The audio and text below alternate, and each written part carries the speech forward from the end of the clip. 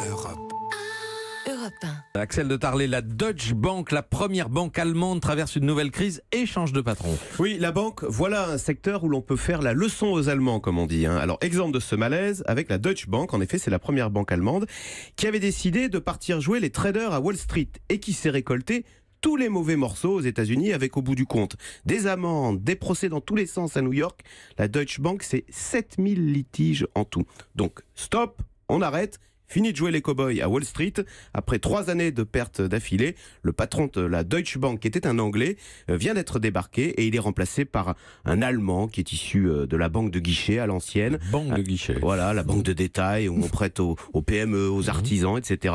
Un Allemand qui a commencé tout en bas de l'échelle il y a 30 ans, c'était un apprenti. Et vous savez qui également était en piste pour redresser la Deutsche Bank? Un Français, Jean-Pierre Mustier, c'est un ancien de la Société Générale et qui est actuellement en fait en poste en Italie où il est en train de redresser la première banque italienne, Unicredit, qui elle aussi, comme la première banque allemande, va très mal. Car oui, c'est vrai, voilà un secteur, la banque, où comparé à nos voisins, aux Allemands, aux Italiens, eh bien la France rayonne. Quelques chiffres. BNP Paribas, c'est près de 8 milliards de profits, une valeur boursière 3 fois supérieure à la Deutsche Bank, donc la première banque allemande, mais la Société Générale, le Crédit Agricole également, dominent largement leurs rivales étrangères. Oui, mais il faut voir comment les banques françaises assomment les particuliers de frais et de commissions en tout genre.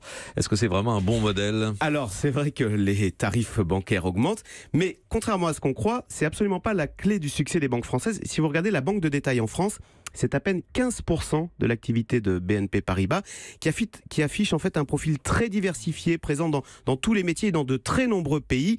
C'est le modèle français de banque universelle, vous savez, où on fait un peu de tout, du crédit à la consommation, un peu de particulier, de l'assurance, de la banque d'affaires. On fait tout, mais rien de très spectaculaire. Eh bien, c'est là la clé du succès, être diversifié et maîtriser ses risques.